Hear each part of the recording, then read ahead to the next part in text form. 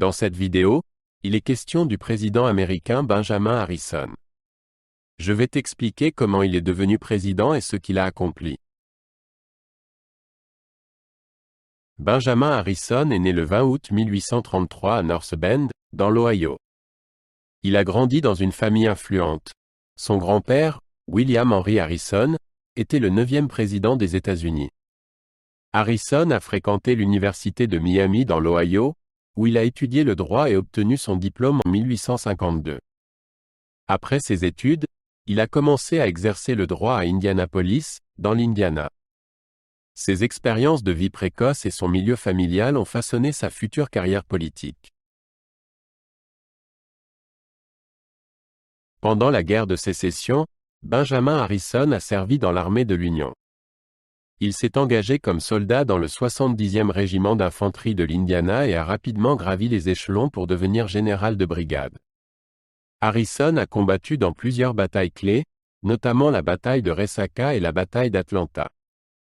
Son leadership et son courage lui ont valu le respect de ses pairs et une reconnaissance pour son service. Après la guerre, il est retourné à sa pratique juridique et s'est impliqué en politique. Avant de devenir président, Harrison a eu une carrière politique réussie. Il a été sénateur des États-Unis pour l'Indiana de 1881 à 1887. Pendant son mandat au Sénat, il s'est concentré sur des questions telles que les prestations pour les anciens combattants et le développement économique. Harrison était connu pour ses discours puissants et son engagement envers le Parti républicain. Son expérience politique et ses relations l'ont aidé à obtenir la présidence en 1888. Benjamin Harrison a été inauguré en tant que 23e président des États-Unis le 4 mars 1889. Il a pris ses fonctions à une époque de croissance économique et d'expansion aux États-Unis. Harrison visait à promouvoir l'industrie américaine et à renforcer l'armée. Sa présidence a commencé avec de grands espoirs de progrès et de réformes. Cependant, il a été confronté à des défis tant de la part de ses opposants politiques que des divisions au sein de son propre parti.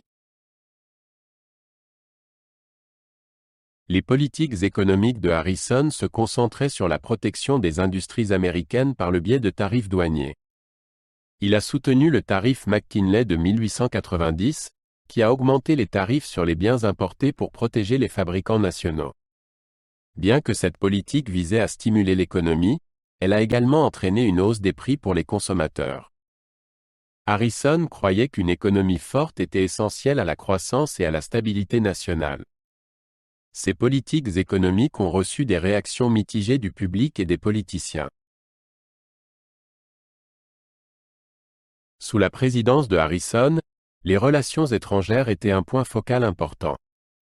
Il cherchait à étendre l'influence américaine dans les Caraïbes et le Pacifique.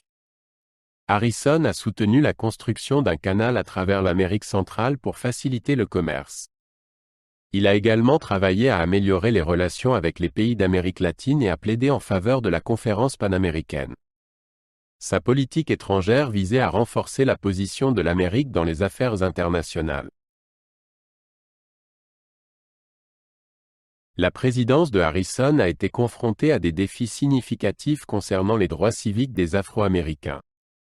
Il a soutenu des lois sur les droits civiques et visé à protéger les droits des Afro-Américains dans le Sud. Cependant, ces efforts ont souvent été accueillis par la résistance des démocrates du Sud et d'autres factions politiques. La question des droits civiques est restée un sujet de discorde pendant son mandat. L'engagement de Harrison en faveur des droits civiques est une partie importante de son héritage. Benjamin Harrison est remembered pour son engagement envers la croissance économique et les droits civiques. Sa présidence a été marquée par des réalisations significatives, notamment la création de parcs nationaux et la promotion des prestations pour les anciens combattants. Après avoir quitté la présidence en 1893, Benjamin Harrison reprend son activité d'avocat à Indianapolis. Il reste actif dans la vie publique et continue à s'exprimer sur des questions politiques. Il est également professeur de droit à la faculté de droit de l'Université de l'Indiana. Il s'implique dans diverses organisations civiques et continue à défendre les droits des anciens combattants. Benjamin Harrison est décédé le 13 mars 1901, laissant derrière lui un héritage important dans l'histoire américaine.